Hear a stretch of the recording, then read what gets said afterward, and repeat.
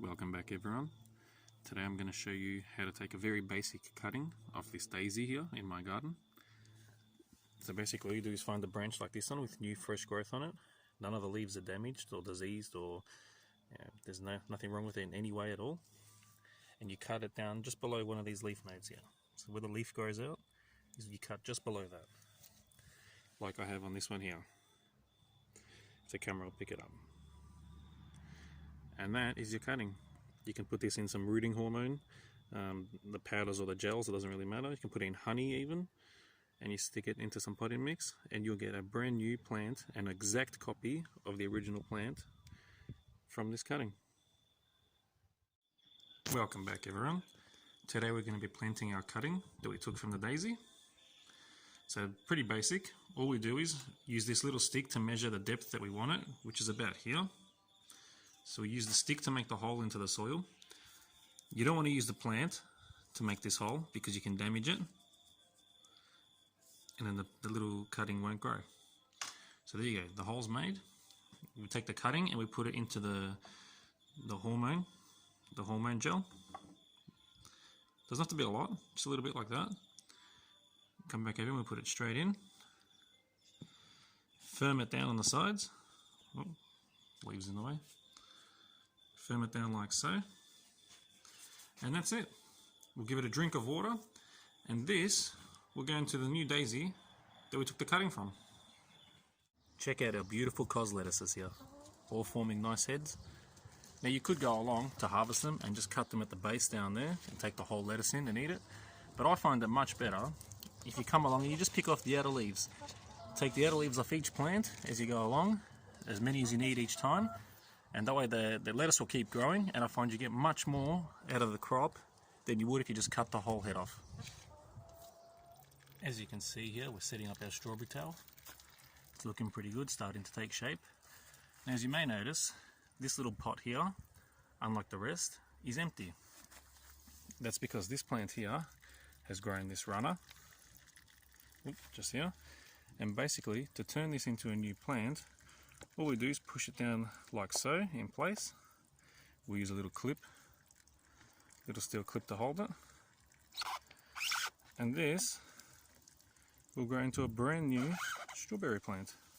As simple as that. When it comes to thinning out seedlings like we are today, as you can see we've got two bean plants here. We want to take away the smaller, weaker plant. So I would take away this one here. Now we can just rip it out of the ground, but we risk damaging the root system of the stronger plant. So what I prefer to do is come along with a pair of scissors and just snip it off at the level of the soil. The root system from this plant that we've cut out will just break down and you won't ever know it was there. And the stronger plant, we've done no damage whatsoever to the root system, and that plant can continue to thrive. When it comes time to cut out an old plant like these cos lettuce here, as you can see they've gone to seed. Flowers are starting to open up. Now normally I would leave these for the beneficial insects, but I'm going to cut them out today. And the reason I cut them out, instead of pulling them out, is that we leave the root system in the ground and it can break down into the soil and it adds nutrients straight into the soil. So easily enough, just come along, cut them down at ground level, and that's it. We'll redo this garden bed, put some compost and mulch down, and replant into it. And by the time the seeds and seedlings take off, this will all have broken down, adding more nutrients to the soil for the future plants. Now before we go and put them in the ground, tomatoes are one of the very few plants that you want to remove these little bottom leaves off, and you actually want to plant the plant deeper than it is in the pot. So I'll go ahead and I'll remove these little branches and we'll get it in the hole and I'll show you what I mean. Alright, so there you go. The camera doesn't really show it, but the soil level, by the time I level it out, will come up to about here. So you can see I've removed these bottom branches off from here and the other one up here. So the soil level will be about probably 2 inches higher than it was. So I'll go and backfill around it, we can give it a drink and see how it looks. And here's the second one in the ground. Now tomatoes are one of the few plants that when you remove these lower branches off, they'll actually form new roots all the way up the stem.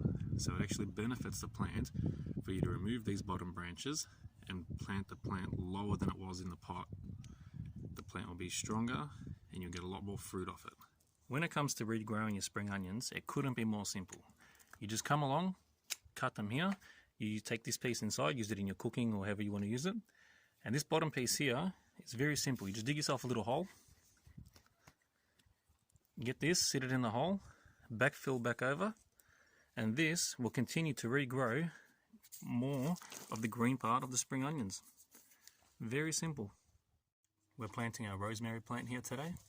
Now remember guys, when you're planting a plant, any plant, doesn't matter whether it's a tree, little seedling, anything like that, you want to have the original soil level of the plant from in the pot at the same height as the soil level that it's going into.